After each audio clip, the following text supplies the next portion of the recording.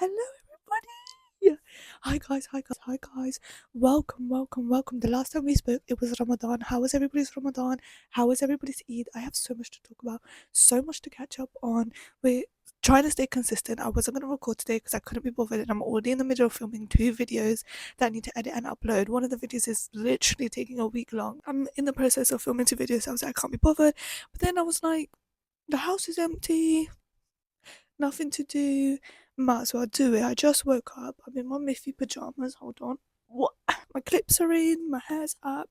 I haven't done my skincare. I haven't really done anything, if I'm being honest. I haven't done anything. I just put lip gloss on because I had a meeting with somebody from my university about something that's potentially happening that I'm really excited about. Alhamdulillah. But hello, a very late Eid Mubarak as well. Oh my gosh, how was everybody's Eid? I hate Eid. Eid is always the boringest, most insufferable part of my life. Eid has always been tragic and boring, but I don't even want to talk about it because it's just so boring. It's literally so boring. That's all it is that it's so boring. I hope your duas have already come true.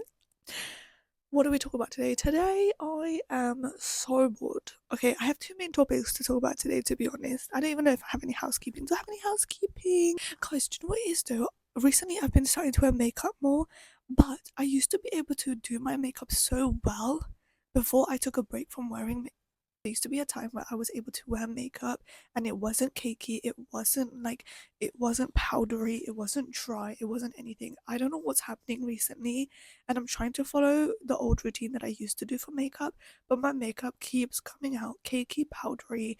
Like, you can see every crevice on my face, you can see every, like, it's not like dry patches. Well, I do have dry skin, but I always moisturize, I always do everything to make my face really wet and like greasy so it can stay on. But recently nothing is working. I'm not doing anything new. I think maybe I need to go back to my old skincare. What have I been using? I just don't even use branded stuff, but I don't know what's happening, and it's really pissing me off because I miss my old makeup.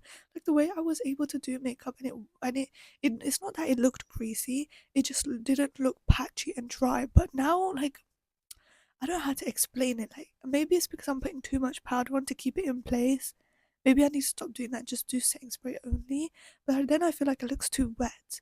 So I don't know what to do. I'm like going crazy over it because it just doesn't make any sense to me. But yeah, I tried to do my makeup for Eid and it was a fail, it was a flop. I mean, I still got some good pictures, obviously. So I uploaded those pictures to my Instagram, which you should follow and you should definitely check out. But it was okay. It was mid. But do you know what was more entertaining than the fact that we had Eid? Okay, let's get into it. Let's get into it, guys, because I don't even, you guys know I don't know how to do intros. I don't know how to talk. I don't know how to start off things. I'm really horrendous at small talk. Let's just jump in. Guys, if I had a time machine and I could go back to last year in April, no, to last year in April, I think, to when the movies Sinners came out, I would go back and I would watch it in cinema.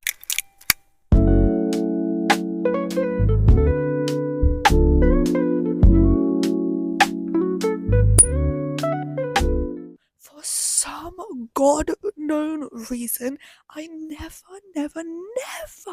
decided to watch that film. Do you know why? Because I scrolled on TikTok when it came out. I never watched the trailer. I never watched anything. All I knew is that Michael B. Michael B. Jordan was in the film. That's all I knew. And despite knowing that, I still didn't watch the film, guys. I just don't know. I just never thought of anything of it. It won some awards, and I was like, yes, a win for the black community always. Hashtag we love black people. Duh. But I never watched it. I never watched it. I just never thought of it. Then I decided I'm recently filming. I'm in the process of filming, watching every single Oscar-nominated film to see what the fuss is about. It's inspired by a video that, what's her name? Your internet mom, Ashley. Your internet, your girl.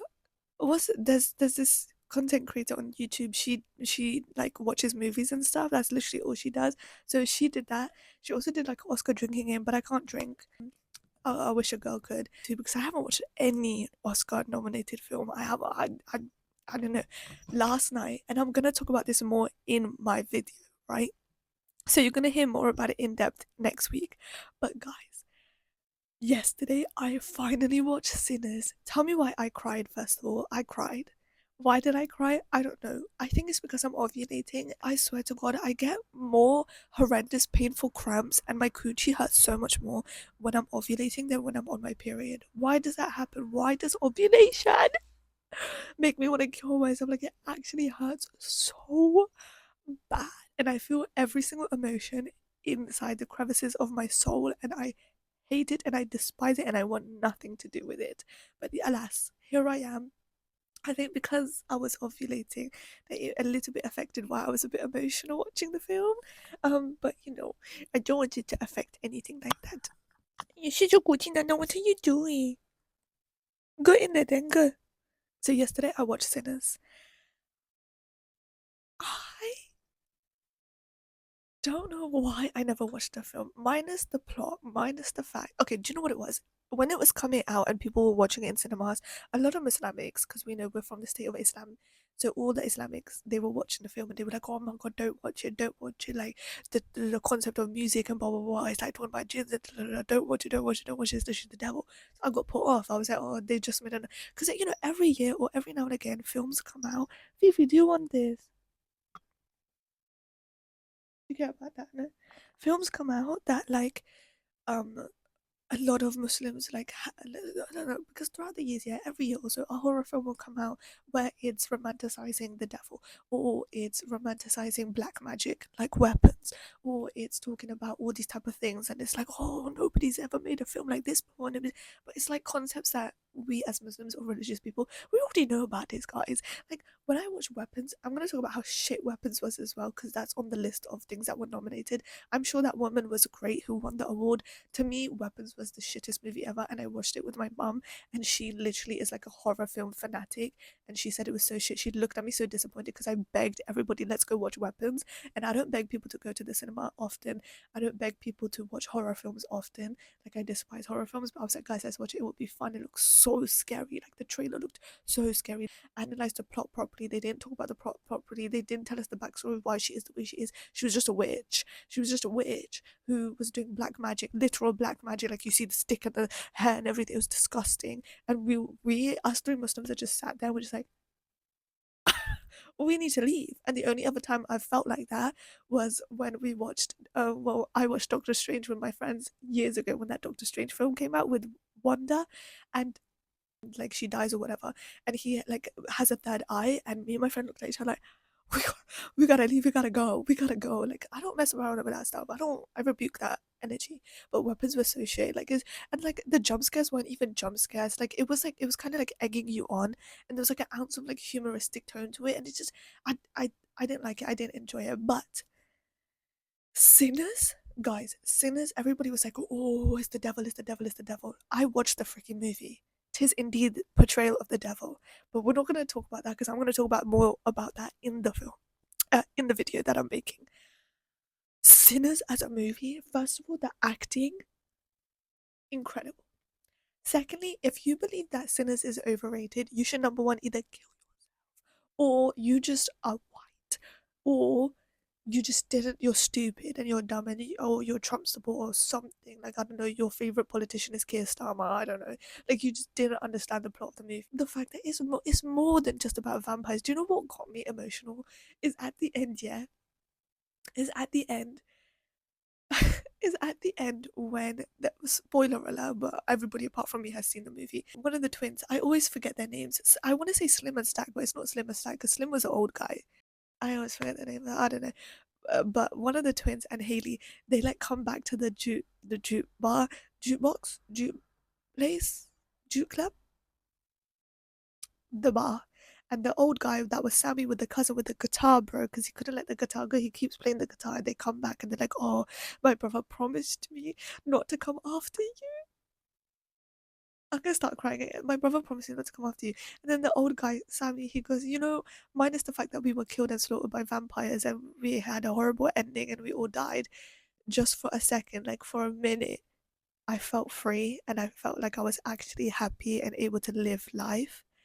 And then he asks one of the twins, like, "Did you feel the same? What about you?" And he was like, "Are you kidding me? The last time I saw I'm gonna start crying. He was like, "The last time I saw the sun was the last time I saw my brother."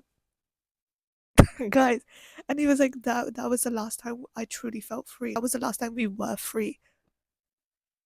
Are you kidding me? Are you kidding me? Are you kidding me? The last time, it was more than just about vampires, yeah. It was more about the fact that because it's built in the time period of slavery, guys, and oppression, and they include the KKK in it. Like, it's such a big movie. So if you disagree with this movie in any concept, even if you think it's overrated with the amount of awards that it won, you cannot say that it wasn't deserved. You cannot say that it wasn't undeserved. No, it was undeserved. You can't say that because the movie, just like like the meaning behind it, Ryan Coogler, the man that you are. Also, if you need me to like be in the background somewhere, maybe 5 feet away from Michael B. Jordan, like, just let me know. I'm here. I'm a good supporter. Like, I can do whatever you want it is for me to do, unless we're portraying the devil. Then I might sit back for that one. But if there's like a maybe like a comedy, like a a comedy person, and you need like a brown girl in it, like you need a brown person, some South Asian representation, like I'm your girl. But Ryan Coogler, the man that you are, yeah. Oh, oh my goodness gracious me. Acting from Michael B. Jordan was incredible. The fact that he was able to control his dimples, the fact that he portrayed both twins so separately, and it was so natural that you couldn't even, first of all, you don't even have time to process the fact and sit there and be like, oh, Michael B. Jordan's playing both twins, that's so cool. No, because they're such inseparable characters. He plays them so well because they have two distinct features. One twin is like the jokey, like less smart, I guess, twin that are like more aggressive, like it is like the younger twin, right? And then the other one is like the more older one, right, who had the baby, and the baby, oh my god. And then when his wife dies, or when his girl dies, and then he's wearing the necklace, and like he can't eat, like the brother, his twin is trying to eat him, but he can't because he's wearing the necklace. Guys, the film was honestly a mother. I'm telling you, you guys will see from my reaction.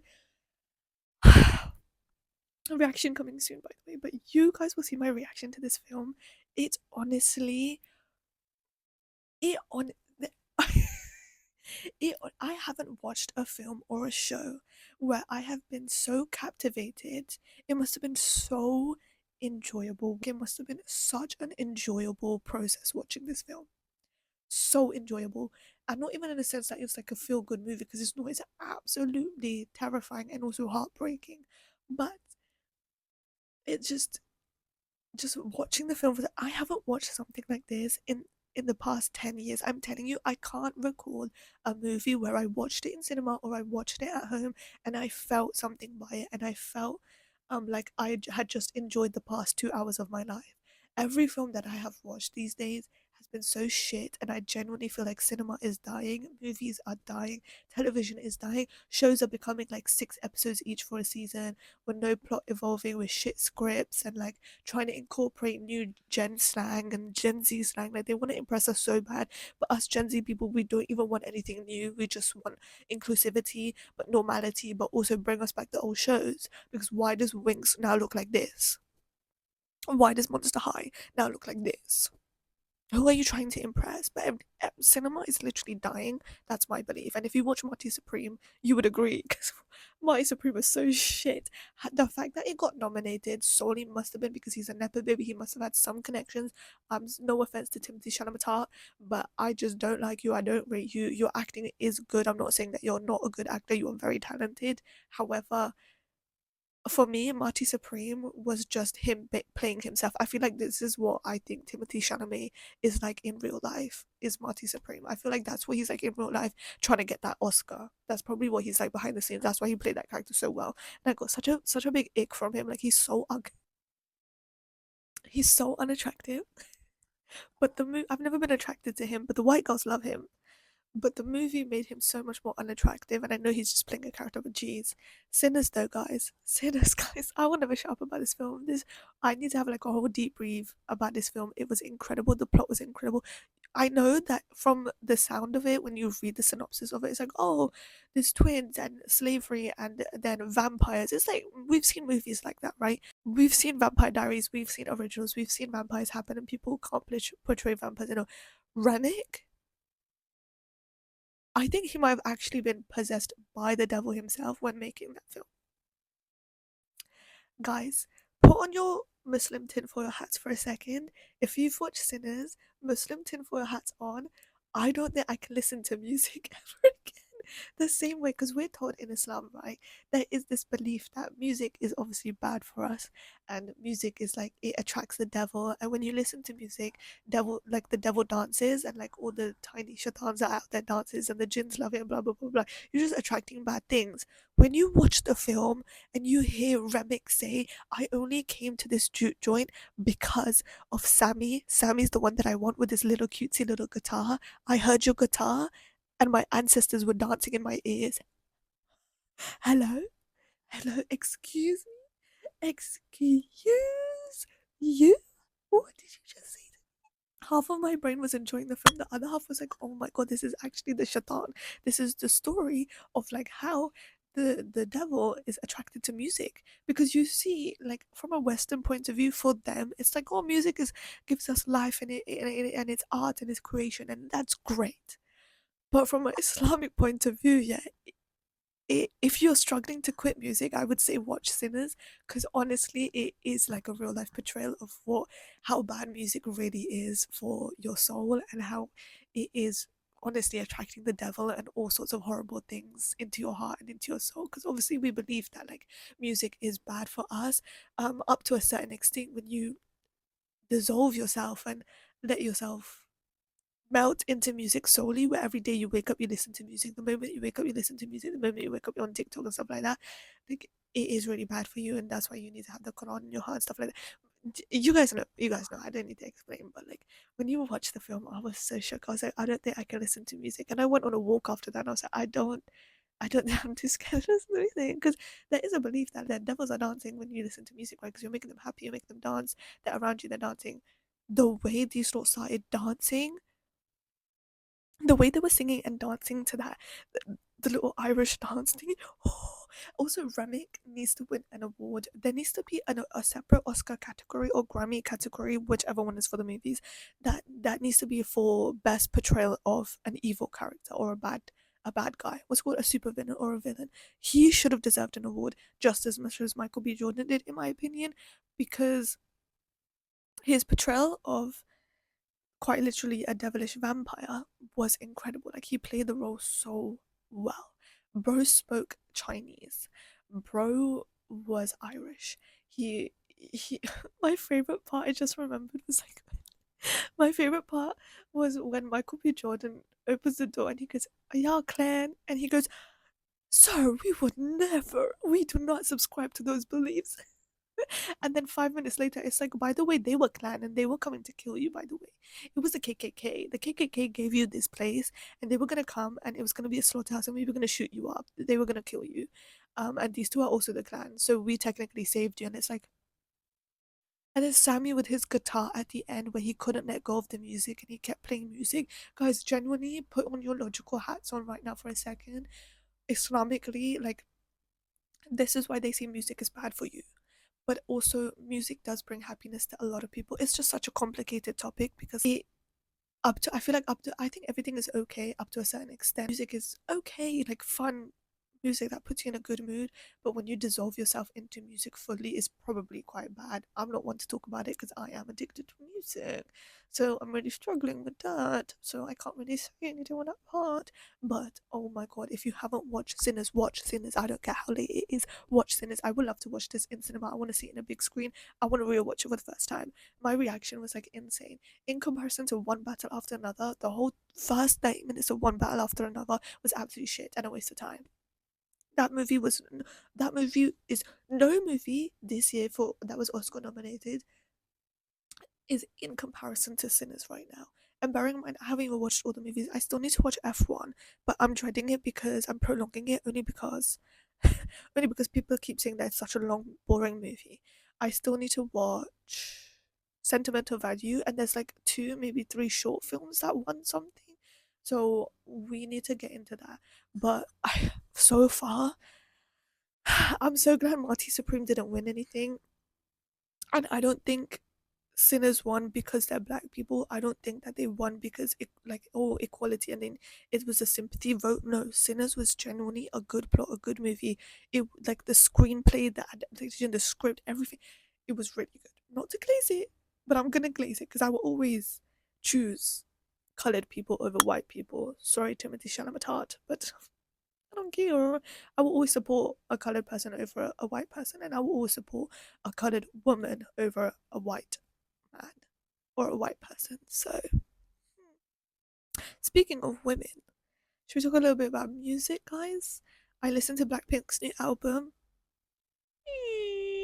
I listened to Blackpink's new album. I will have to say, I am not a big fan. Guys, I like some of the Blackpink songs. I'm not a super fan. I'm not anything crazy. I do enjoy their music, but Blackpink really disappointed me.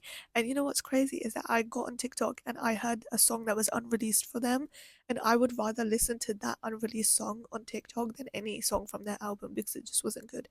I do enjoy Champion only because the beat is catchy, but I just think it's so babyish for them. Go isn't even singable. Like, you can't even chant. Like, you can't sing to it because 90% is just the background music. Me and My was like an absolute empty chorus of a song. Me and My sounds like they filmed it in different studios. Like, they were in different cities. Lisa was in Tokyo, Rose was in LA, Jenny was in Bangkok, flipping Thailand, or somewhere. Like, all of them were in different studios in different parts of their lives. Probably one's going to New York Fashion Week, the other one's going here, and they probably had to quickly record the line and just went on their phone and go and then press send. Like, that's probably what they had to do, and they had to piece it together because it's not good. It's just filled with empty choruses. Sorry, not sorry. I love some of the Blackpink songs. I love Rosie's whole album, Jennie's whole album, but like, it's not good, guys. And I hate people who are parasocial. Something about K-pop, really, to me, I've said this before, guys, but I genuinely believe. Actually, I've never said this, but I mean this in the most non offensive way. To me, in my head, in my personal opinion. Remember that, opinion, not fact. Opinion, that East Asians are the most susceptible people to being in cults because they already are in a cult. You're telling me K-pop is not a cult? K-pop is a cult, babe. K-pop fans and K-pop groups and K-pop fandoms are cults. The way these people will defend these people who don't benefit from anything that these famous idols do. First of all, you're calling them idols, so you're worshipping them, right? They are so susceptible to being in a cult because they already are in a cult. The whole K-pop scene, it's a cult. It's a cult. And you know what's crazy is that I also think that no, it's a cult, right? You can't convince me otherwise. Also, K-pop is low key a modern day form of prostitution, but you guys aren't ready for that conversation either. I'm gonna say it now. It's a modern day form of prostitution. Why do I think that? Because you find these people who can sing and dance, right? And you're kind of mesmerized by that. You have to be beautiful. I'm telling you, not a single pore on your face. You have to have the most insane features. You have to be skinny. Even if you're a guy, you have to be skinny. I saw a video of 80s that came on my For You page. I believe it was 80s. I saw him dancing with another person. It's like one of those dancing TikToks that they do. Like, when they release a song, you have to dance with like several people to promote it, right? His legs, his legs were skinnier than mine, babe. His legs were skinnier than this water bottle. He's a grown 30-year-old man should not be that skinny. That is borderline anorexic. And I open the comments, not one person is talking about it. And he was wearing skinny jeans on top of that. That is not okay. That is not okay. The beauty standards, the they basically are like robots, right? It's a form of prostitution because you shove them on stage, you beautify them, you sexualize them, you worship them, and they sing and they dance for you. They give you this music, and in return, they just get money and fame, which is great. But they're also controlled by higher ups, right? They're on like these puppet strings, so they don't really get to do what they want. So they're just sat there looking as beautiful as they can. They can't speak, they can't talk, they can't say anything. It's literally a form of modern day prostitution. On top of that, it's also a cult. the army, the BTS army, a cult. Like, it's literally a cult.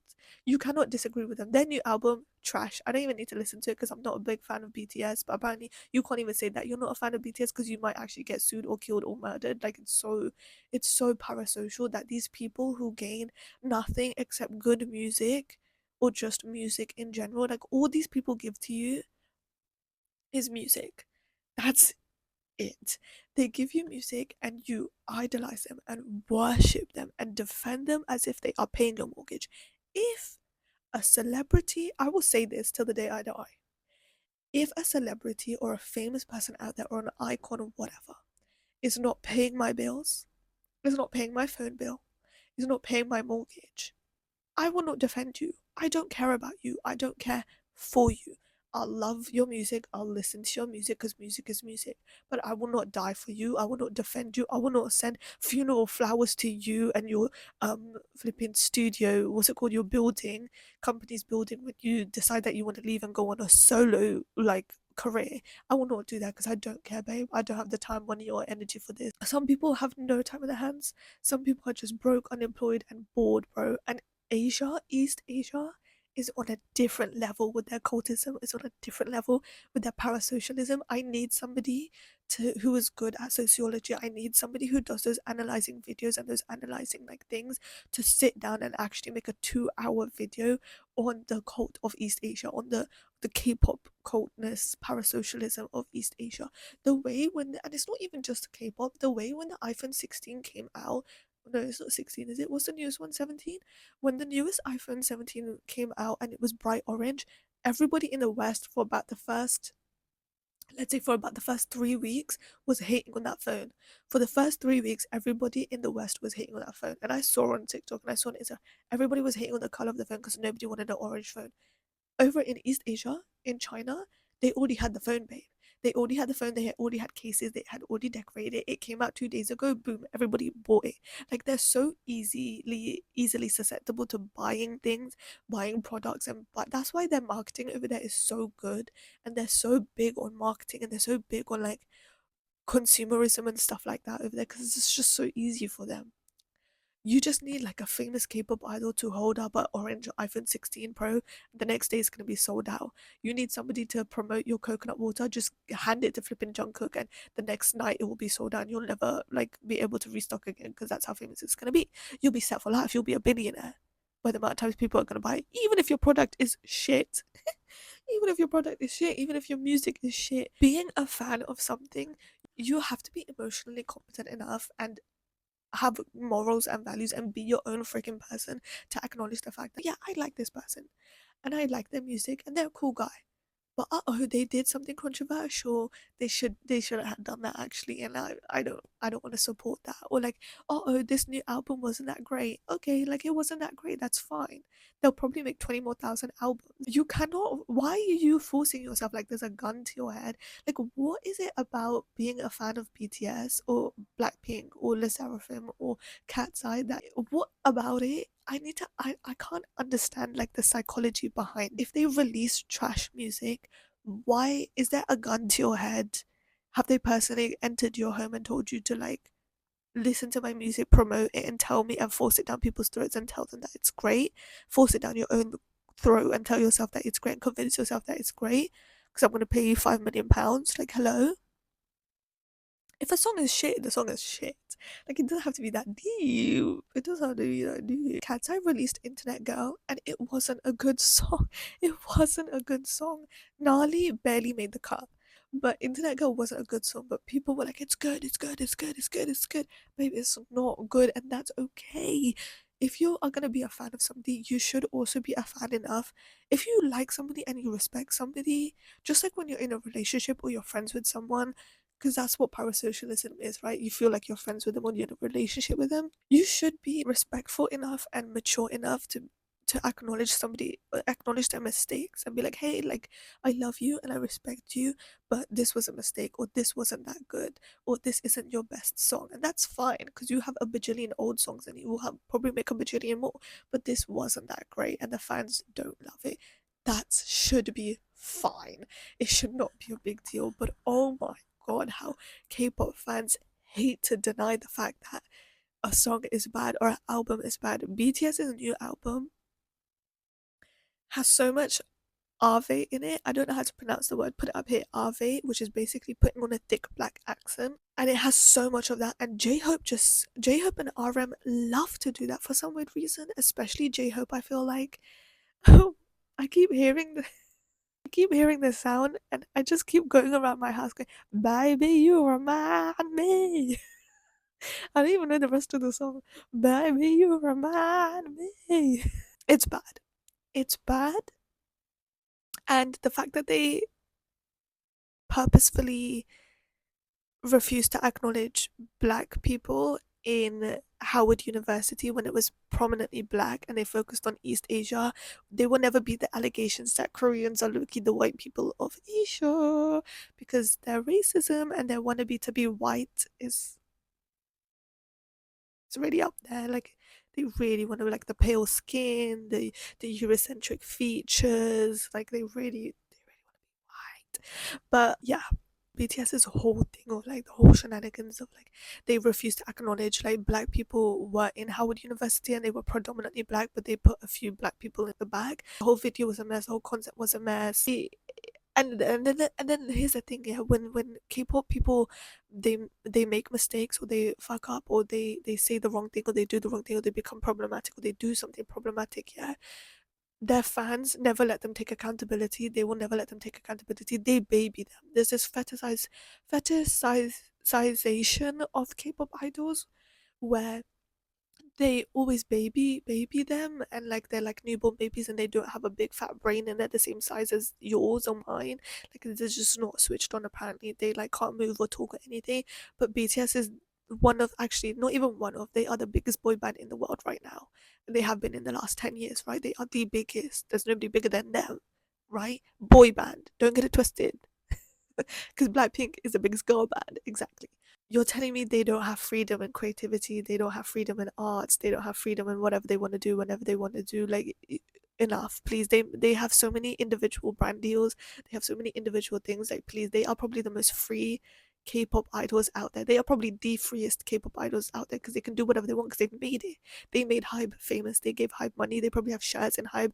You're telling me they don't have a say in the production, the creativity of it, the creative. Enough, please, enough.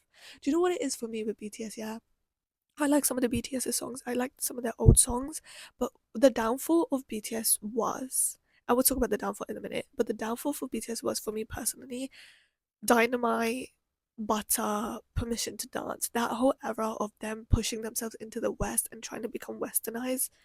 Please, why would you do that and make shit music? Like, why would you make shit music like that? Like, why? Like, why? Why do you need to do that? Like, what was the need? They wanted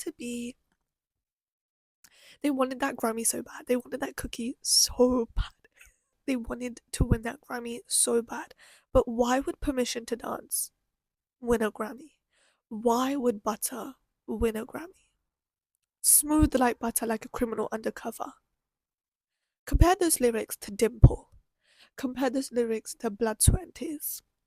Compare those lyrics to just Black Swan, the whole of the just Black Swan as a song.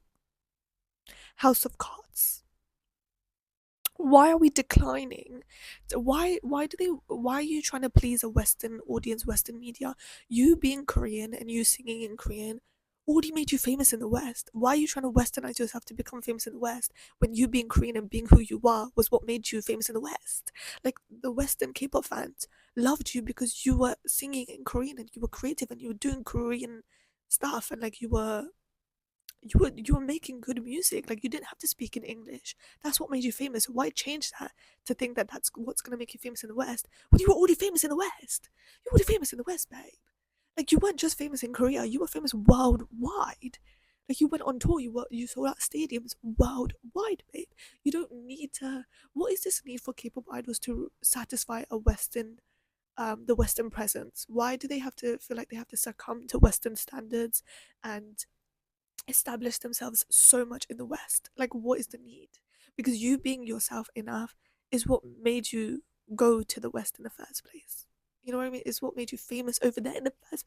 Like, the concept doesn't make sense to me. Like, Permission to Dance was not needed, Butter was not needed, Dynamite was not needed. Those are shit songs, and you can see because they try to reference like iconic Western artists and media and pieces so bad. Like, they need to reference Michael Jackson because it's gonna please a Western audience, or Elton John, or like it's just, it's not necessary. It's weird, and it's like, you, why do you want to please the white people so bad? Like, who cares about the white people? Who cares about the West? Who cares about a Grammy? When you're the biggest boy band in the world, a Grammy shouldn't mean anything to you because you have every other award in the world, and now you want a Grammy. Like, it didn't make sense to me. That was the decline of BTS for me. And now let's talk about what a downfall means. For a group as big as BTS, a downfall would not look like what a normal downfall looks like. Yeah, a downfall for artists who initially had 100 million views in 60 seconds when they uploaded a video, who had a million people join their live streams in 2 seconds, is not going to be the same downfall as what it looks like for normal people. Is it? Is it? A downfall for them is going to look completely different to what a normal downfall looks like for an everyday artist. A downfall for them is going to go from 100 million views in 5 minutes to 60 million views in 5 minutes, or 10 million views in 5 minutes. Is going to be not their prime anymore. They're just not in their prime anymore, and that's okay. People think that, oh, like their fans think that a downfall would be them getting 0 views. No, no, no, no, no. A downfall is them not reaching the same limit as they once used to be able to. That's going to be their comparison, because they're already so up there that even the comparison for themselves as to what a downfall is not even the same as the people down here. But who cares, because they're already the biggest group in the world. How greedy do you have to be to always try and get to the top? I don't like K-pop as a whole thing. I do delve myself into it sometimes. Sometimes it comes on my For You page, like the tea and the gossip and what's going on.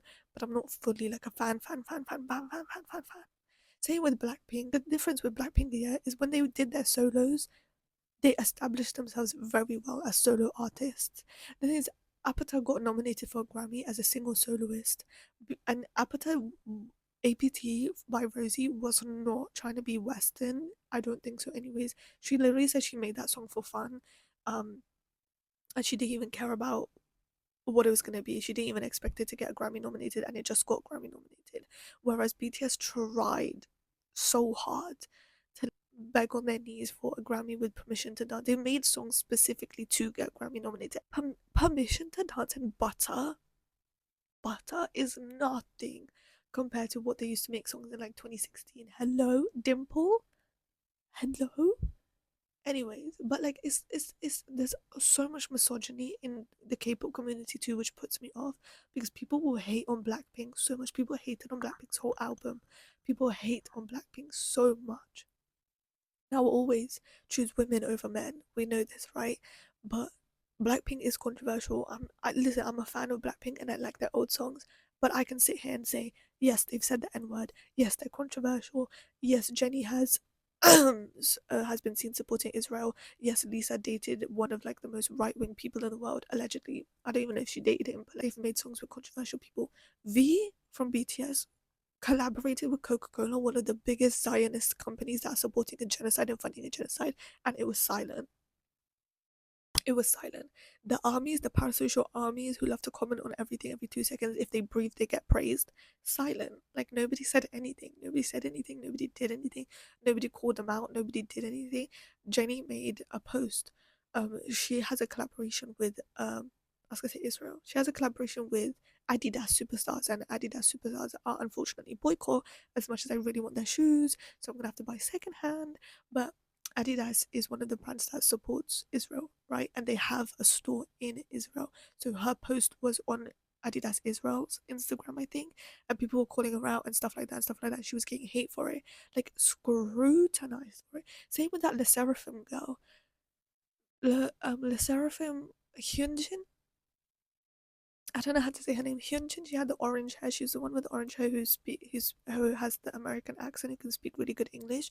She was posted up with the Starbucks, and it quite literally ended her career for like 4 years. It ended Le Seraphim's career a solid 2 years or however long it was on, because people were absolutely ridiculizing her. V with BTS posted up next to Coca-Cola supporting them.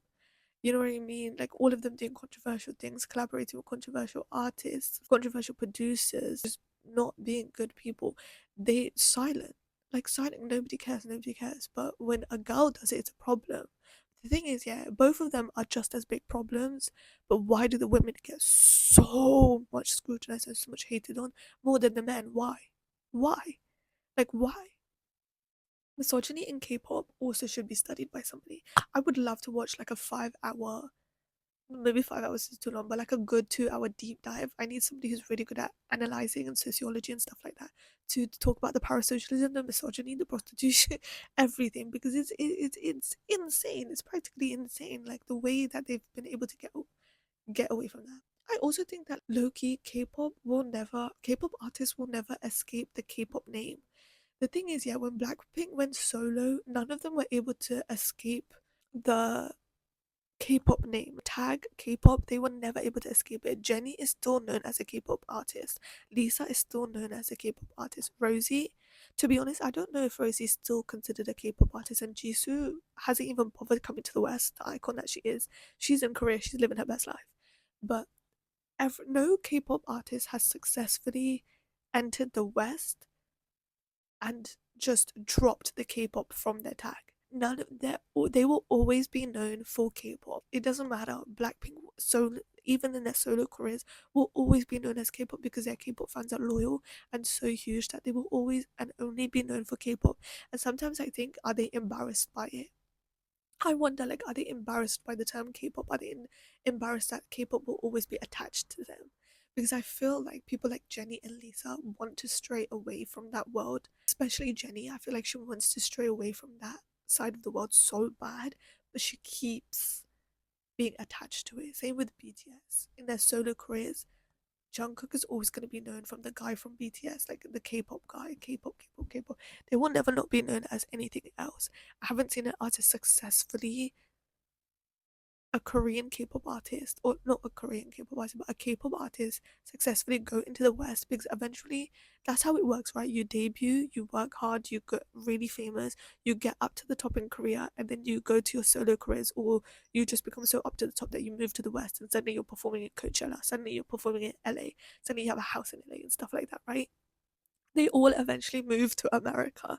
That's probably the end goal for all of them, to be so big that they get to go to America, right? And be established there.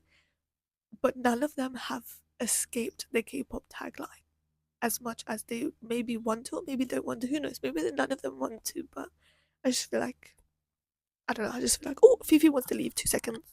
Hey, what were we talking about before this? How do we go from sinners to K-pop? But yeah, man, K-pop to me is just so controversial. It's just one of those things that it's like, it will never beat the allegations. Fans are just, to me, it's not even, okay, it's not even solely K-pop. It's, to me, it's like people who get so consumed and easily manipulated by media.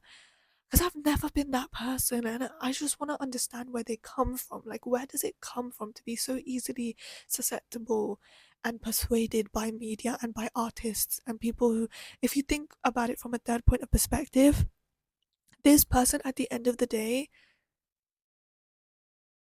can sing and dance and is pretty. That's literally it. They sing, they dance, and they're pretty, and they create good art, right? And their art being whether it's singing or dancing or acting, right? That's it. What about them needs to be so idolized? Like, when you step back and look at it, people who defend, I don't know, give me somebody. People who defend, somebody give me somebody. I'm lacking names. I don't, just a famous person. People who defend famous people to the point where it's like, it's becoming concerning. I go on TikTok and sometimes I'll scroll and I'll open the comments, and then these people writing paragraphs and paragraphs and chunks defending them, and like, chunks, and they're this and they're perfect. You don't know this person. You don't know this person. A company has found this person, gotten them for you, put them in front of you, given them a name, most of them, probably 100% of K-pop idols all have fake names. Giving them a name, giving them a personality type, giving them a whole signature look, a whole aesthetic, a whole vibe, everything, shoved it in your face and be like, "Here, do you like it?" And you'd be like, "Yeah." You've eaten it up. You've basically eaten it up. You don't know anything about this person's personal life. You don't know if they're problematic. You don't know what they've done. They could be a horrible person behind the scenes. They could be like, you know what I mean? You just don't know. You don't know. But you're defending them with your life like they pay your bills. And to me, that just doesn't make sense. If somebody is not doing something for me on a personal level that I find the need to defend them with my whole life, I won't do it. And it just won't make sense to me. And maybe there might come a day where I might do it because I feel like this person deserves defending. Don't get me wrong. I'm not saying we shouldn't defend anybody, because there are sometimes people who get done wrong, who people start hating on, like other people start hating on them. And it's just like, because parasocialism goes both ways, right? You can absolutely hate somebody, but you can absolutely love somebody too. So it goes both ways, where it's like, can you just relax? Like, can you relax? Like, actually, why are you so heated up by it? Relax, babe. Relax. Like, people with BTS's albums, I keep getting TikToks, even though I keep clicking uninterested, I keep freaking getting TikToks. People keep in the comments defending themselves. Like, no, it's such a good album, it's such a good album, no, it's so good, it's so good, so good. Bearing in mind, I haven't listened to the album because I don't care, sorry. But people keep defending it, defending it, defending it. And it's like, it's okay for somebody to be a fan and to not like somebody's music. If Rihanna came out and released a song, but it wasn't good,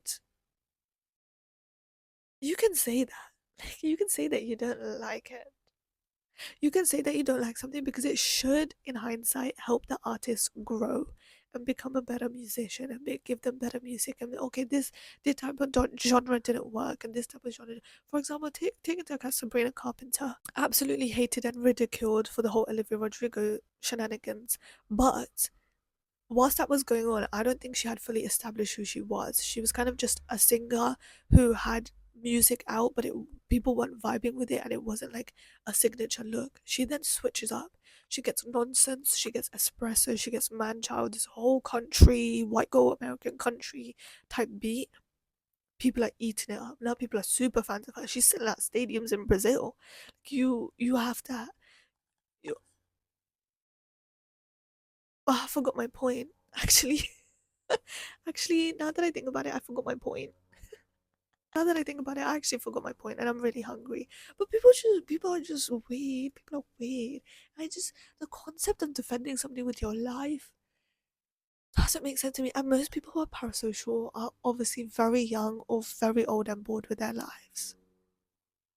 I couldn't find myself going online and defending somebody with my whole heart and chest. Like, I will comment here and there, be like, no, you're wrong, like that's not what happened and you're stupid for believing that. But like, paragraphs and paragraphs, or like sending flowers, like funeral flowers to the person, or like absolutely boycotting them, or like, you know, like flipping cut, like hating on like trying to cancel people. I saw a TikTok of this girl saying that she didn't like BTS's new album, and then the K-pop fans tried to, what's it called? They tried to, I was gonna say serve her papers. That's not right. They tried to, when they tried to get your home address, and they tried to take your account down, and they tried to like stalk you and stuff like that. They get your home address and stuff like that. That's what they tried to do. And she came out saying, first of all, you're wrong and you're dumb.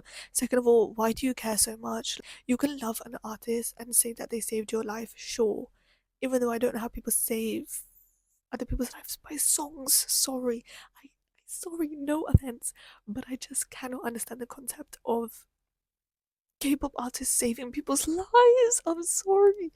I know that songs, I understand that songs can have deep meaning, and you can love a song's lyrics and stuff like that, and it's fun and it's cool and it can mean something to you and it can fill your heart. You might be good, like breakup songs or like grief songs, or like, you know, songs that have good meanings. And there are some really deep good songs out there that can be like, okay, I really attach myself to this song because it has a good meaning and it really means something to me.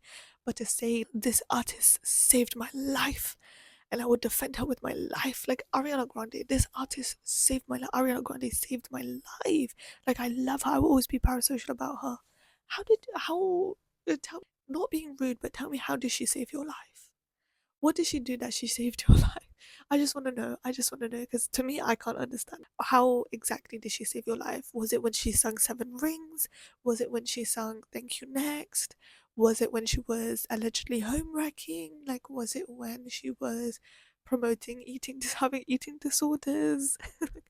Was it when, I don't know, was it when, I don't know, like, what about Ariana Grande's career? What about her saved your life? Like, actually saved you from killing yourself? Like, oh my god, because of her, I will stay alive and I will keep going. I can understand somebody's art making you feel that way, and movies and television and maybe characters and songs, but up to a certain extent, I can't comprehend it, I can't understand it. Maybe there's something I'm missing because I've never felt that way. When I want to kill myself and I'm in deep, deep, deep depression, I don't go to an artist or go to a movie or go to a character and be like, oh my god, like they saved my life. Like, actually, I don't want to kill myself anymore because Ariana Grande is releasing a new album. Or like, I don't want to kill myself anymore. I don't hate myself anymore because Taylor Swift released a new song. Huh? Like, to me, in a most non-offensive, I don't come from my place. I just need somebody to explain it to me. Because most people do say that. There's a normal amount of people who say that, and there's a normal way you can go about that, and that's fine. Like, you could be a fan of somebody. I'm a fan of a lot of people's works. I like some of the Lady Gaga songs, but the fact does she know about cameras? You know what I'm saying? But when it goes too far, it's just weird to me. Anyways, we've talked so much about K-pop. Sinners. Sinners was an incredible movie. Again, I feel like to me, I just think that art is not art. I feel like people are now trying, same with Loki with YouTube. I don't know how to say this without it being like controversial or being hated on. Like, if this video, God forbid, blew up or something, being like, oh, what are you talking about? But Loki, if you look at the rise of UK content creators and UK YouTubers, most of them get in the game now, and it's mostly about what can we do that will make us the most money? What can we do that will make us the most views? What can we do that will make us rich? It's never, let's do this for the love of the game. Let's do this because I love editing, I love content creating, and I love making YouTube videos. That's my type of art, that's my release, that's how I'm creative, that's how I do my creativity. Now it's for UK influencers and YouTubers. You'll see there's been this rise in social media ever since people have started becoming billionaires off of it. There's been a rise recently where it's all about making money. It's all about making money, making money, making money, and being famous. Let's film this video because this is what gets most views on YouTube, and let's film this because let's collaborate with this person because let's do this. Money, money, money, money, money, money, money, money this and money that, and what will get us the most views? Not will my fans actually enjoy this. There are some content creators out there, and I'm not going to name names, but there are some British content creators who make YouTube videos, and every time they upload, and they probably upload once every 6 months, they all their videos are sponsored, and all their videos are brand deals, and all their videos are them doing things that have already been done before, but they know that it's gonna get them views because, number one, they have a loyal fan base, and number two, this type of videos or this genre of YouTube videos or content gets views without a doubt, so they know that it's gonna make them money, so they do it anyways.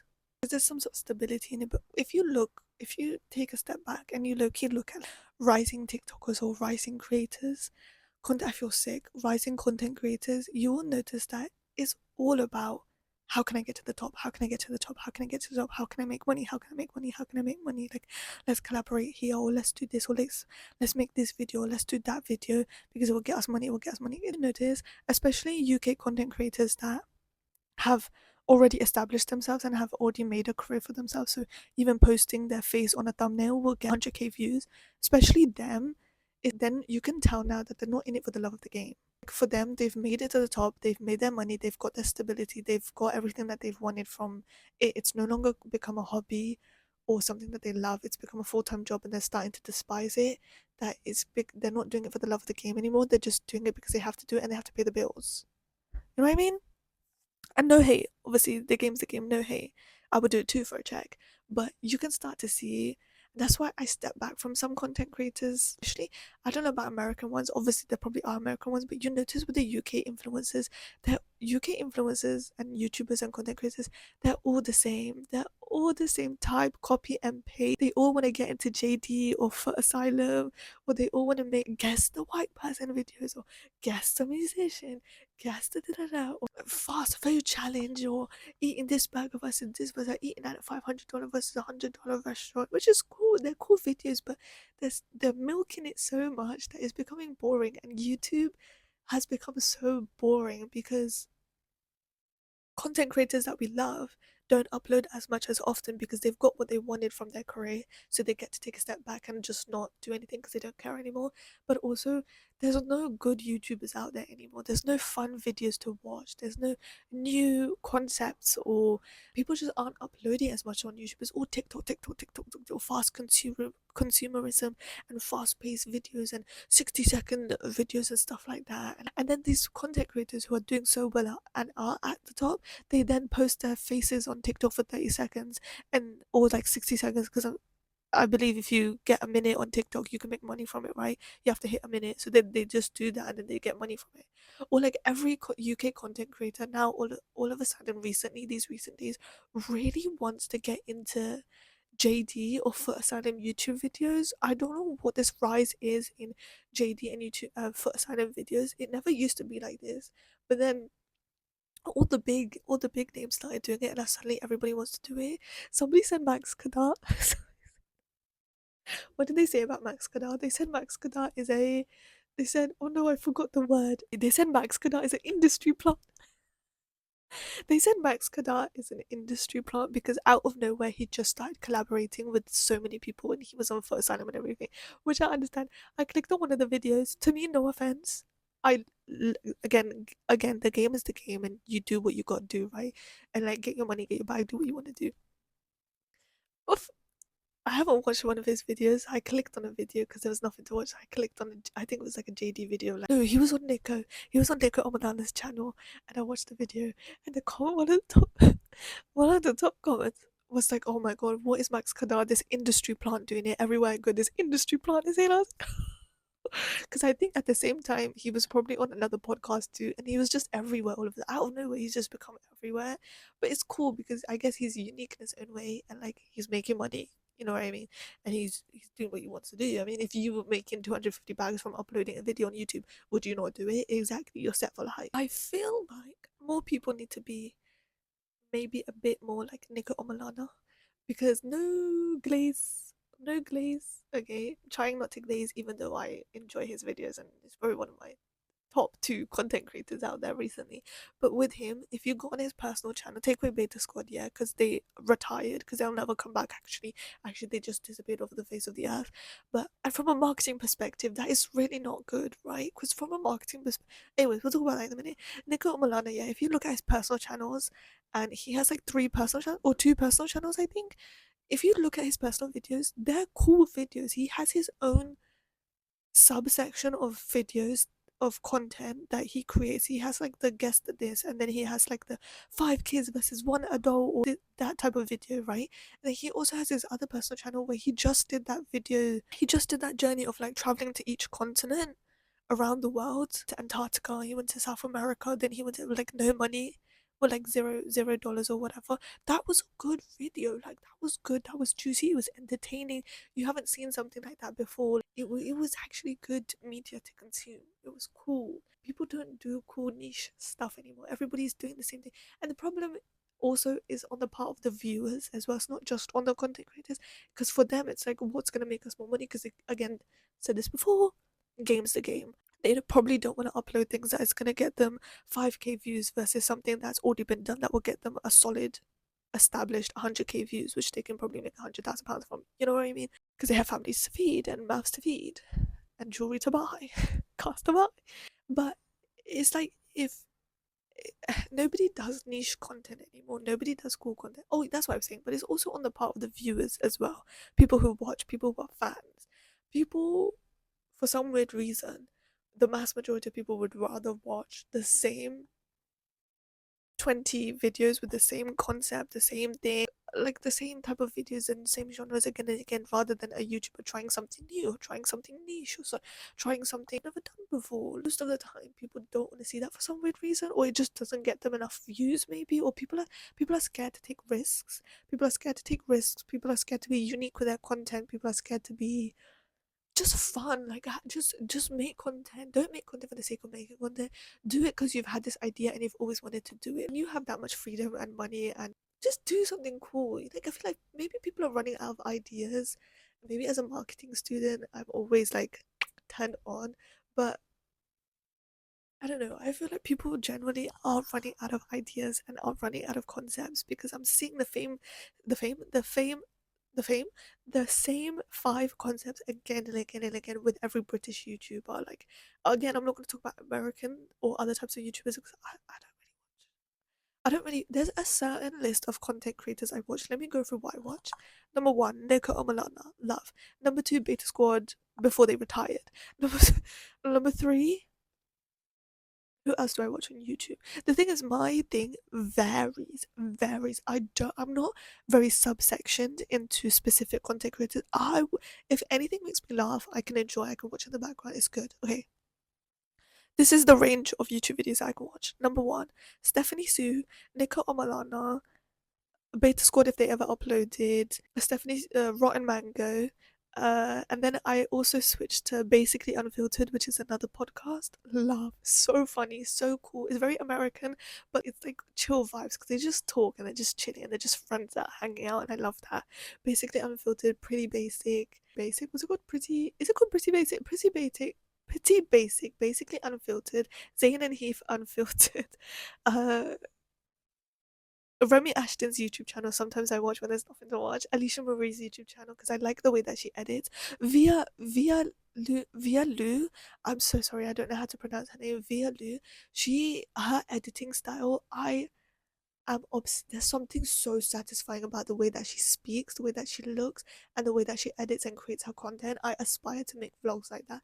I aspire to make videos like that because it's so cool.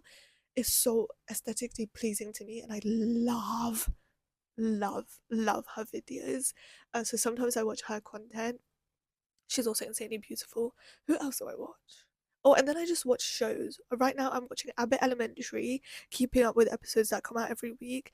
um The Pit, which is a whole thing on its own. Abbott Elementary, The Pit, The Rookie. I'm watching The Rookie, which honestly is declining to me. Is Peak was seasons 1 to 5. Everything after season 5 has not been good. They're rushing the episode. I'm not agreeing with the show at all, the way that it's going.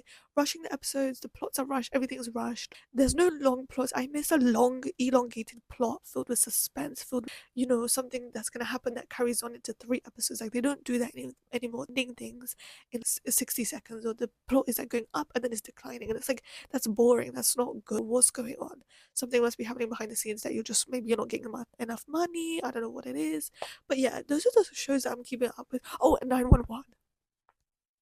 911 911 on ABC is the only show that I'm watching that is not one of my top 10 favorite shows, but there is a ship of Buddy, hashtag Buddy, hashtag Buddy. That is all I will say. Hashtag Buddy. If you know, you know. If you don't know, it's okay. Maybe don't. There is a ship between two of the firefighters, right? Because it's about firefighters and like stuff like that. There's a ship going on right now, and people are so determined, me included in those people, that they will become a couple by the end of the season or by season 10. But I don't know. I don't know. I think they're rage baiting us and definitely queer baiting their fandom to get people to watch it more. But oh god, how I want hashtag buddies to happen. Also, they're so fine. They're so good looking, guys. They're so That's all I'm gonna say. That's like the only media I've been consuming, and then TikTok. But sometimes TikTok is so overstimulating. The constant switch in music and stuff like that. I don't know, and like I'm not an avid book reader either, because I'm a well established. I established this earlier on in my life that I'm very much a visual learner, visual consumer, visual intake, everything visual and practical. I have to see it. I have to see you do it, and then I can do it. I also believe that's how I learn languages, which is why I struggle to learn languages on my own, which is why I probably feel like I need a teacher, or at least somebody who speaks the language that would love to teach me, because I can copy back and forth. I have to hear it, I have to see it and hear it to to comprehend it. So books for me is not something that I enjoy. I love a I will say I need a book that will make me a good book from the books that I have read is a book that will make me cry or will absolutely make me feel something. I need to feel something, guys. I don't feel a lot of things, so I need to feel something. If I'm gonna consume a piece of media, I need to feel something about it. If I'm gonna watch a movie, I need to feel. I need to either absolutely cry tears of joy because it's so funny, or absolutely grieve and mourn with the character as if I myself have lost the love of my life, or cry heartbreak or funny. Like I just need to feel that emotion. If I leave a cinema and I feel like I didn't laugh or cry or feel anything, or I'm gonna forget that movie by the time I order my Nando's, my peri peri chicken, then what was the point? I just wasted money watching that movie. I haven't watched a movie that's been that good, guys. I feel like cinema's dying. I feel like cinema and movie and television is dying. TV shows are dying, guys. I don't want another season of Exo Kitty, bro. If Exo Kitty had a good script, had good actors, no offense to the actors, maybe I would watch it. But the acting is bad, the scripts are bad, and My Life with the Walter Boys. I'm feeling like rewatching that too. But I'm so over.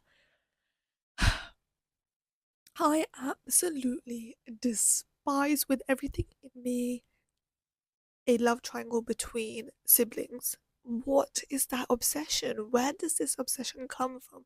A love triangle with siblings, with two brothers. Also, why have we never seen a love triangle where it's a guy with two sisters? What kind of misogyny is this? Because two sisters could be into the same guy. Huh? Huh?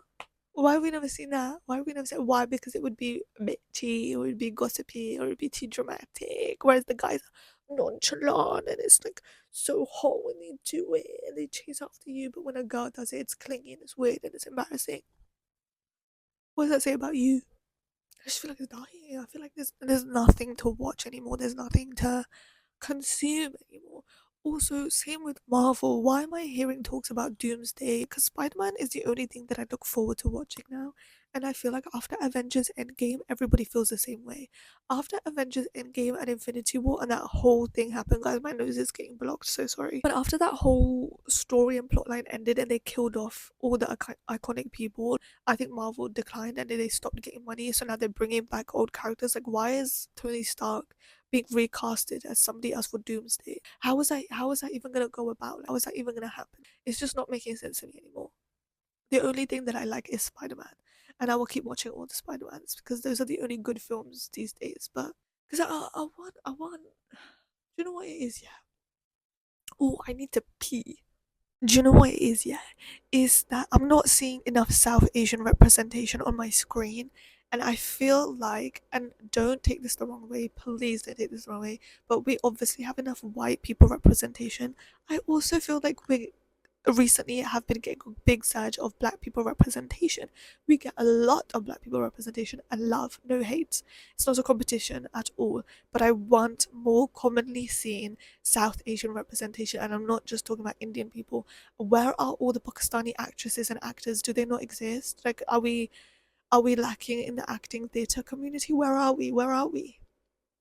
Where are we? Where are the South Asian actors and actresses? Hello, rise to the top. Like, we never get enough fame, we never get enough mentions, we never get casted enough. Like, just in average things where, and I want it in a way where them being South Asian isn't their whole personality. Like, you know how there can be a black character, but their whole personality isn't the fact that they're black, so they're marginal. Like, no, there's actually a plot to the character where it's like something's happening with the story, or like, I don't know, something's just happening, you know what I mean?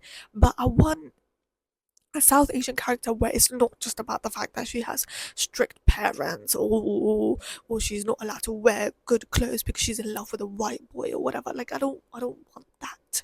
No offense to Davey, love you, Never Have I Ever was a good show, but I want South Asian representation where I'll watch a show or a movie and the person is South Asian. I can be like, oh, they're South Asian, cool. Like, and they're not killed off in the first episode or the first season, or they're not taken off, or they're not cut off, and it's always the white and poor that end up in the show permanently alone. Like, I want good South Asian representation, guys. I want to see just a brown girl on my TV screen. I want to see a brown girl where her character isn't just about being marginalized or sexualized or misogyny, or the fact that she's in love with a white boy, or she has strict parents and she can't wear what she wants, or her religion is so strict and then she strays away with her religion and she takes her headscarf off. No, just give me a good, like, we need more South Asian representation. I'm sorry. And no, I don't mean replacing traditionally white characters with colored people, because when we do that, white people get so offended and it creates controversy, and then those people, those colored actors and actresses, end up getting hate. With Snow White, what's her name, Rachel Ziegler, a colored woman, I don't know where she's from actually, I don't know what her nationality or ethnicity is, but she's obviously a colored woman, ended up playing Snow White, and she got so much hate for it. She got ridiculed, absolutely obliterated by the media. Nobody likes her apparently. I love her, but I don't see her in media anymore. She was in the Hunger Games. I don't really watch the Hunger Games, but I want to see more South Asian people, guys. I want to see just normal South Asian people where the plot isn't about them being South Asian. Does that make sense? We do get South Asian shows here and there, but it's always the same three things: strict parents, can't wear what I want, in love with a white boy, or religion. But I want a story or a plot line of a show where the character just happens to be colored person and it's not about their struggles. Does that make sense? Like, yes, also create media and art like that because it's very important for people to know and it's a good thing, but I also just want somebody with the same color of my skin to be in a show, because I feel like when we're not there with the South Asian community, we are not there. Like, we need to see more of that. Or maybe it's just that South Asians just, maybe they're just with, why do I keep saying they? I'm a part of that community. Maybe we're just not into arts like that. Maybe we're not into acting. We're not. Maybe we're not. There's not a lot of us that act and do theatre or musicals or stuff like that. Maybe because it's like, name one South Asian actress or actor that you see all the time on your TV screen. Would that girl, that woman from British, what's her name? Kate Ashley? Ashley Kate? That's not her name. Kate Ashley? That's not her name. What's her name? This lovely, gorgeous, ethereal woman. She was in Bridgerton. That season was so popular and so insane. I haven't seen her on my screen since.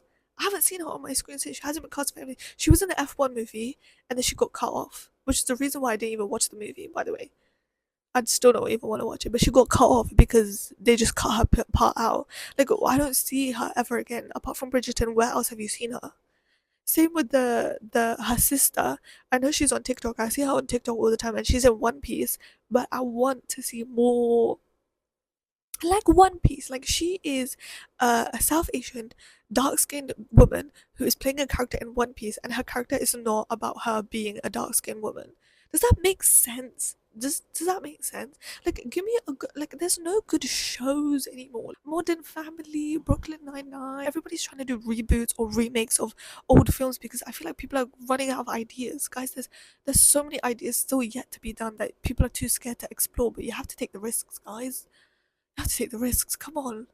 Like, it's getting boring out here. Like, give me a show where it's a superhero show, right? Let's think of a plot right now. I'll give you a plot right now. Superhero show. This brown boy or brown girl. No, this brown girl. No, brown boy is has superpowers. He just discovered he's the Asian Spider-Man. Okay, and his dad. No, his dad. Should he have parents? That's the number one thing. Because the parents always die. Well, in Marvel, no, in Spider-Man, does he have parents? No, his parents die.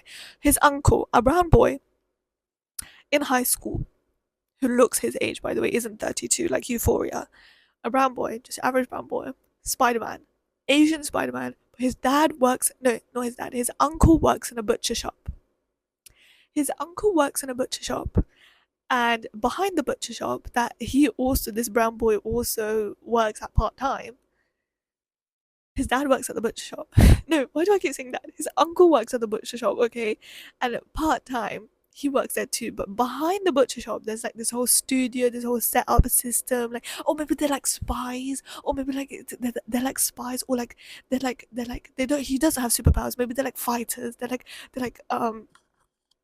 like beat people up. They're like not Avengers, but like like in the night. In the night, they're like superheroes, but not superheroes. They're like the crime fighters, or like yeah, crime fighters or detectives or something. This is something cool. You know what I mean? Behind the butcher shop that his uncle owns, um, is like this whole crime fighting establishment, underground detective type thing, and he works there. And they at night they fight crime. Then there's like this huge plot against the government or something, and it's like really cool. And then he falls in love with a brown girl. He doesn't fall in love with a white girl. He falls in love with a brown, gorgeous, red-headed, a gorgeous red, no, red, a gorgeous brown girl who's like athletic and fit, and she's sexy, and she has a nose ring. Um, she's just a badass, and she also goes to high school with him. And then some big plot happens, and then it's just really cool. And then it has a found family trope, and it also has like an enemies to lovers trope, but it also has like a friends to lovers trope, but also like it's friends to lovers, and then friends to lovers, and then enemies to lovers again. Yeah, you can take that with what you want. Boom! I just gave you a plot right here, right now. Take it for free, guys. Asian Spider-Man.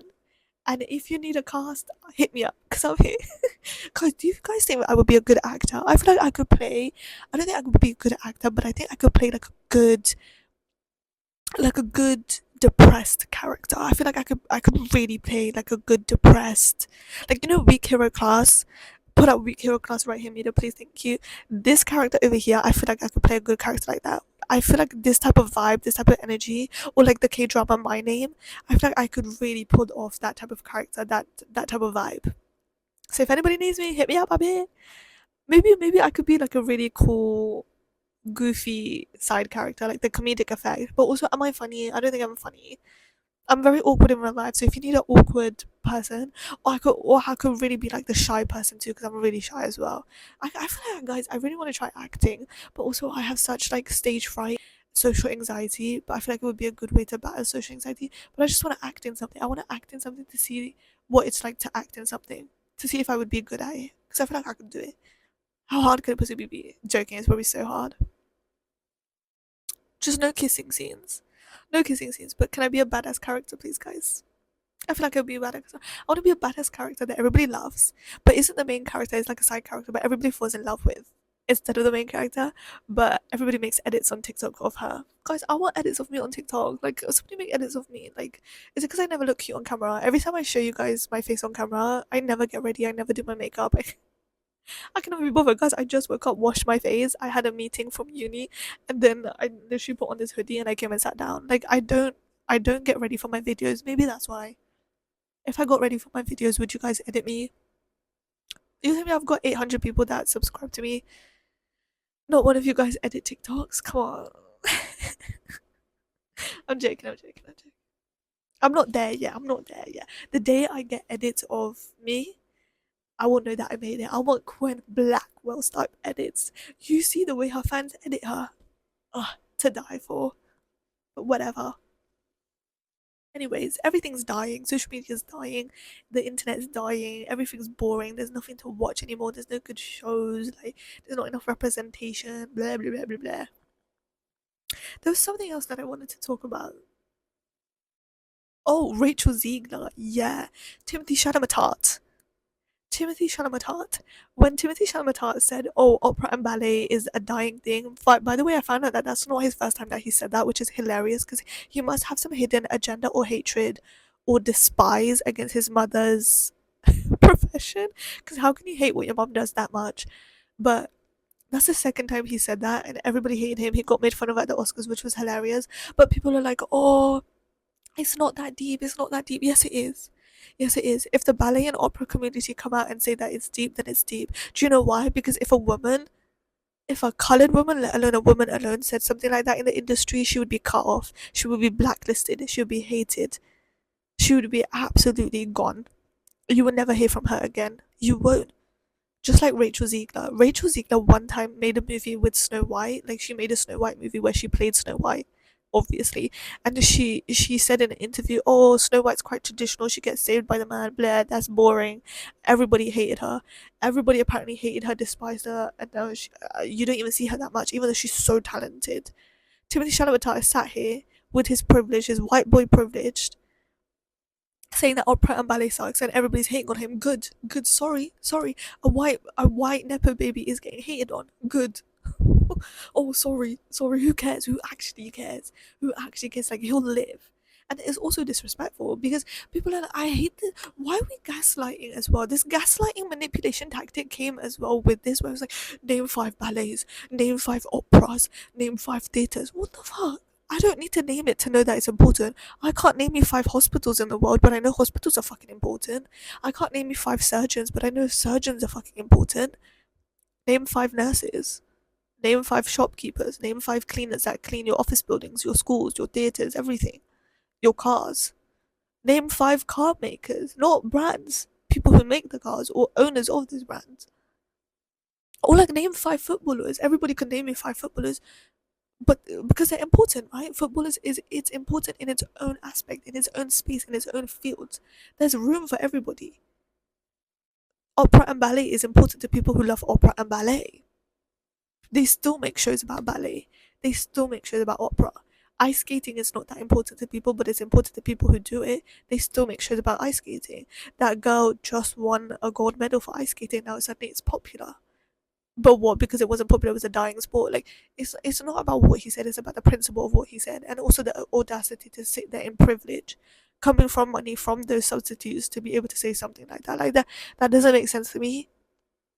I don't understand it. I don't understand. Cause, and yes, I will hate. Yes, I will hate. I will jump on the hate train. Why can I not jump on the hate train? Because Timothy Chalamet is a white boy, nepo baby, sitting there in his money, in his wealth, dating one of the hottest women in the world. He'll be fine.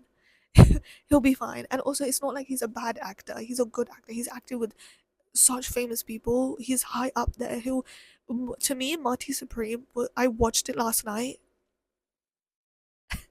One of the, if not most boringest movies I've ever watched in my life. I kept skipping and skipping and skipping. First of all, 2 hours and 30 minutes long. I'm overstimulated. They're running around. It's just not good. It's boring. It was not Oscar worthy. It was not award winning worthy. He has done so much more, and he will probably do so much more that will be Oscar worthy winning. I don't understand why Dune wasn't nominated. When Dune first came out, was it not nominated? Was it not like a thing? Did they just not like Dune? What was that about? What was that? I'm sure I haven't watched Dune, but I'm sure it's great. I'm sure it's great. It's probably better than Marty Supreme. I think he just wanted the Oscar because he produced the film too, but I don't. It was not Oscar worthy. Sorry, he was a horrible character. But again, like, Rachel Ziegler got hated for saying that Snow White was traditional, which is facts. Timothy Chalamet is now getting hated on, but people are defending him for his opinion that opera and ballet is dying. Opinion versus fact, by the way. Snow White is traditional. Snow White is boring because it's like this whole nucleus thing of like, oh, save me, I need saving. I'm a dainty white girl who doesn't know how to defend herself, who's so naive that she follows 7 dwarfs and then falls in love with a white guy. Like, it is traditional. What she said was true, and the movie probably would have been so much better if Gal Gadot Desire wasn't in it. If she wasn't in it, I probably would have watched it, to be honest. I don't know. There's a lot of misogyny and hypocrisy in this industry, but I do love film. I do love media. I do love film and movies and TV shows and talking about it because it's fun. It's a cute, fun little hobby that I have. That I like. I'm not a critic. I didn't go to school for it, but I love when actors can act. I love a good show when the show is showing and the script is good. You can tell. Like, I feel like I can point it out. I feel like I can point out a good show from a really bad show. Like a good script from a bad script, a good production from a bad production. You can tell. The Devil Wears Prada 2 is coming out as well, and you can tell it's been very Netflixalized, where like there has the Netflix lighting, and I don't know. Sometimes, do you know how film and television and media is dying because people and producers and makers and creators in that aspect, in that space, are not being creative, are not coming up with new ideas. They're revamping old ideas. Devil Wears Prada 2, Snow White again, live actioning Moana, this movie 2, the second part to this movie, the third part, the live adaptation of Tangled. Like, no, give us something new. Like Frankenstein, no. Give us something new. What was that new movie that just came out with Jacob Elordi? Hate him, by the way. Hate Jacob Elordi. Boring, ugly. But to me, I think he's so performative. I don't like his acting either. I don't think that he can act. Margot Robbie and Jacob Elordi did a film. I didn't watch it because it was shit, and I knew it was gonna be shit. An instance that I knew and I heard that, first of all, she was wearing a necklace that was stolen from Indian heritage. Immediately, no, give it back. Like, nobody likes you anymore. You're off my radar. I don't rate you. And then to not even give credit where credit's due. Why do people keep? Why white people and their addiction, and it's in their blood to colonize and to keep colonizing? What is that about? Like, sort it out. Go to therapy. Go to therapy with a colored person. Like, please. And Jacob Elordi, I don't think can act. And also that whole movie, I forgot what the movie is called, but it just came out with both of them. And Wuthering Heights, and apparently it wasn't good because they Wuthering Heights, the guy Jacob Elordi plays is supposed to be a colored person. Like, it's obvious that he's supposed to be a colored person, and they made him a white man because most of the book apparently is him talking about racism and classism and stuff like that. And apparently they didn't want to do that because they weren't trying to make it as realistic to the book, but the walls of her room could be as close to skin as possible. Like, it just doesn't make sense to me. It doesn't make sense to me. I cannot grasp the concept of this. Or just, I don't know. I need something fresh. I need something new. Sinners was good. Keep doing shit like Sinners. Maybe actually no. Keep in that type of way where the concept is new and stuff, but also, guys, can we leave the devil alone? Like, can we stop bringing him into movies and like idealizing it and romanticizing it and making it fiction, because actually it's not fiction when you think about it. But yeah, and that's all I have to say. I was going to talk about two things. What did I end up talking about? One thing. Not me. Skip to the beginning of me talking about how I'm going to say, oh guys, we're talking about two topics. Only talked about one for 1 hour and 32 minutes. But anyways, guys, I'm hungry. I've said enough. I crave a strawberry matcha. My ovaries hurt. I'm gonna call it a day. I hope you guys enjoyed this episode. We're back, guys. Ramadan episodes are done. Even though I feel like I only did 3 Ramadan episodes. So sorry about that. But yeah, I don't know why I'm rambling, because I usually cut out the bit at the end where I ramble so much because the episode feels like it's too long, or I get tired of editing. But please subscribe. If you like this episode, let me know what else you want me to talk about, guys, because I have a bunch of topics that I can talk about. But always let me know what you guys think, because I feel like not enough people comment, subscribe, follow my Instagram, follow my TikTok. I'm trying to be more active on both of those things. Yeah. Okay. Bye bye. And don't take offense to anything I said, guys. It's my opinion. Don't die.